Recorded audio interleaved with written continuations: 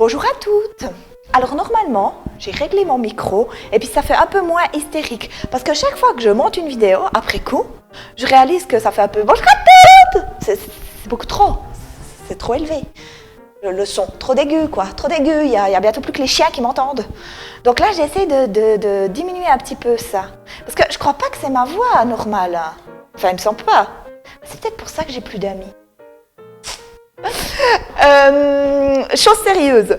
Si on se retrouve aujourd'hui, c'est pour pas parler de mes aigus puis de ma voix d'hystérique, mais pour parler de cette magnifique crème au miel. C'est une crème pour les mains. Et puis, des fois, quand on teste des recettes, on tombe comme ça sur des pépites. Et ça, c'est une pépite. Alors, j'avais vraiment envie de vous en faire part. Déjà, elle a un premier avantage, c'est que c'est une émulsion à froid, donc pas de chauffe, un gain de temps potentiel. Et puis, en texture, c'est vraiment trop de la bombe. Donc, je vais vous en parler. On va juste faire le tour rapidement des ingrédients. Et puis après, on attaquera. Je vous montrerai comment ce qu'on fait tout ça. Au niveau des huiles végétales, donc je suis partie sur huile de jojoba et macérat de calendula, pour être précis. Donc, jojoba, parce que, pourquoi je n'ai pas fait uniquement au jojoba ou uniquement au calendula?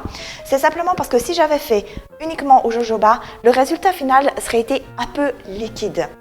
Et si j'avais fait cette crème uniquement au macérat de calendula, alors là, le résultat final aurait été un petit peu trop épais, trop étouffant sur les mains. Tu sais, il y a des crèmes que tu mets comme ça, tu as l'impression d'avoir des gants de cuisine toute la journée.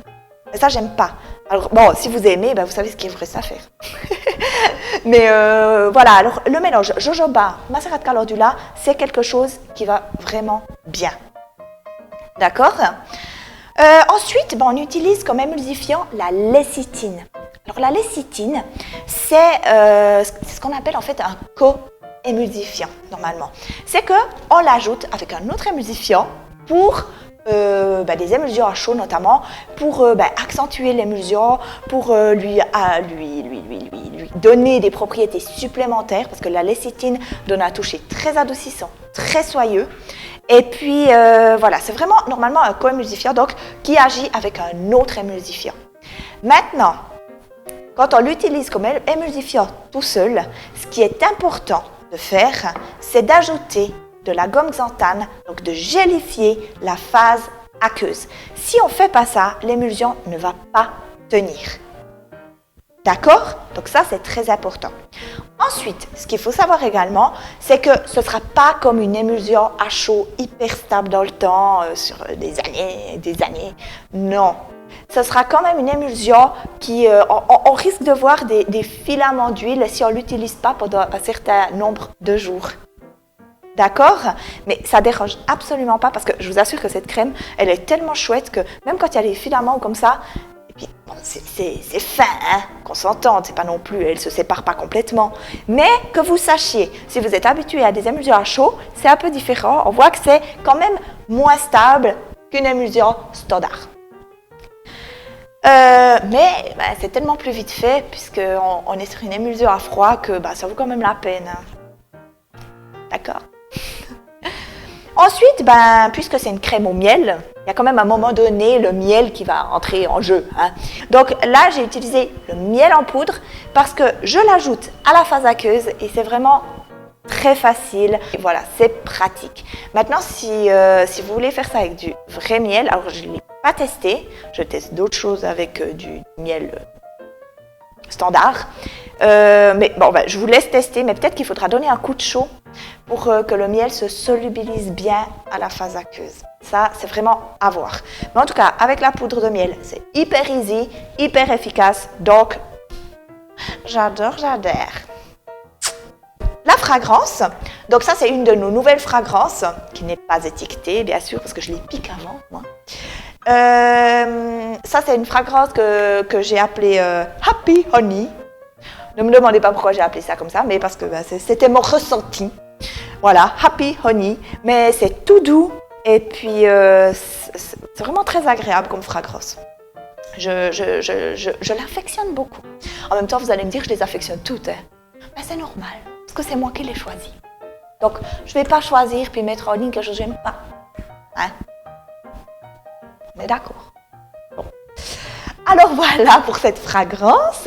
Et on termine bien sûr avec le basal en guise de conservateur parce qu'évidemment on a une phase aqueuse et que si on ne conserve pas cette phase aqueuse, eh ben notre crème au miel va finir en crème pourrie, donc crème moisie. Non, ça ne tient pas, ça ne tient absolument pas. Donc voilà, il faut conserver. Phase aqueuse égale conservation, sinon elle moisit dans la semaine environ. Ça dépend de votre degré de propreté. Donc maintenant, je vous propose qu'on regarde ça ensemble, qu'on regarde les différentes étapes de cette recette, et puis on se retrouve juste après. On va commencer par ajouter 8 ml d'huile de jojoba. Ensuite, on ajoute 10 ml d'huile de calendula. Je dis huile, non, c'est un macérat en réalité. Un macérat de calendula, c'est donc les fleurs de calendula qui ont macéré dans une base d'huile. Bien entendu, si vous avez un calendula qui a macéré dans une autre huile végétale, le résultat, il ne sera pas forcément similaire à ma crème qui a macéré, à mon calendula en fait, qui a macéré dans l'huile d'olive. Parce que l'huile d'olive a ses propres propriétés. Maintenant, si votre calendula a macéré par exemple dans du tournesol ou dans du sésame ou que sais-je, ça donnera une autre texture finale à la crème, évidemment. Ensuite, on ajoute 2,5 ml de lécithine. Alors, c'est très très épais, hein, la lécithine. Donc, veillez à bien vider votre petite cuillère doseuse, hein, pas qu'il en reste trop. Voilà. Ensuite, on passe à la phase aqueuse. Donc, on commence par calculer 15 ml d'eau purifiée, à laquelle on ajoute justement ces 3 pointes de poudre de miel. Alors, j'en conviens, c'est très embêtant de faire en pointe parce que souvent j'ai la question, oui mais bon, vos pointes, c'est pas forcément mes pointes, on n'utilise peut-être pas le même ustensile, peut-être pas... Oui, je comprends. On a juste un problème, c'est que quand on est sur des dosages très très bas, type 0,1 g, les balances, elles ne prennent pas toujours compte de ça. Donc vous mettez, puis d'un coup, pouf, vous êtes à 0,5. Puis vous n'arrivez pas à trouver votre 0,1 g. Donc c'est pour ça que je me suis dit, pour faciliter un petit peu tout ça, je me suis dit, bon, on le fait avec des pointes. Et puis là, en l'occurrence, je vous montre ces pointes. Comme ça, vous pouvez un petit peu estimer. Maintenant, c'est pas non plus hyper grave. Hein. C'est pas comme si le dosage dépendait. On parle pas de soude caustique. Hein. Donc si vous avez un petit peu plus de miel, vous avez un petit peu plus de miel. Si vous en avez un peu moins, vous en avez un peu moins. Hein. C'est pas grave. D'accord? Sinon, je mettrai très précisément ce que c'est. Une fois que le miel est bien intégré à la phase aqueuse, on peut ajouter la gomme xanthane. Alors là, à nouveau 3 pointes. Le but, c'est vraiment d'obtenir une texture très gélifiée. Parce que si ce n'est pas assez gélifié, la crème risque vraiment de se séparer. Alors là, on attend quand même une phase aqueuse très gélifiée. Un petit peu comme ça. J'essaie de vous montrer avec le fouet, mais elle se taille quoi. Il se taille ce gel. Voilà, maintenant on a nos 2 phases qui sont chacune de leur côté. On va les mettre ensemble pour procéder à l'émulsion. On fait très attention d'abord, on mélange un petit coup pour que la lécithine soit bien intégrée aux huiles. Et ensuite, on verse tout ça dans la phase aqueuse et on mélange. Donc là, on mélange vigoureusement au fouet parce qu'il faut faire cette émulsion. Vous allez voir, ça fait un peu jaune, comme si c'était comme un jaune d'œuf. D'ailleurs, il faut savoir que la lécithine est présente naturellement dans le jaune d'œuf. Donc, c'est peut-être pas par hasard qu'on obtient une couleur jaune d'œuf comme ça. Bon, les huiles végétales, elles aident. Et puis, on ajoute le reste des ingrédients. Alors là, j'ai ajouté, vous pouvez ajouter entre 4 et 6 gouttes de la fragrance. C'est optionnel, mais je trouve que ça sent bon. Et puis c'est agréable, c'est quand même une crème pour les mains. Hein. Donc c'est quand même agréable d'avoir une fragrance un petit peu sympa sur les mains. Et on termine en ajoutant le basalte. À ce moment-là, la crème blanchit, vous allez voir. Voilà! Il n'y a plus qu'à couler dans un flacon airless 30 ml, étiqueter, et votre crème est terminée. Voilà, alors on est bien d'accord que c'était hyper facile. Hein? Voilà, cette crème, moi je l'aime beaucoup. Je vous conseille d'essayer.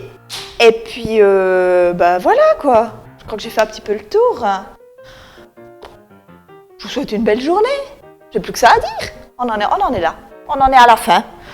Belle journée. N'hésitez pas à partager. Hein? On partage les vidéos qu'on aime bien. À liker. Hein? On se manifeste. Et puis, nous, on se retrouve pour de nouvelles aventures cosmétiques maison. Allez. À bientôt. Bye bye.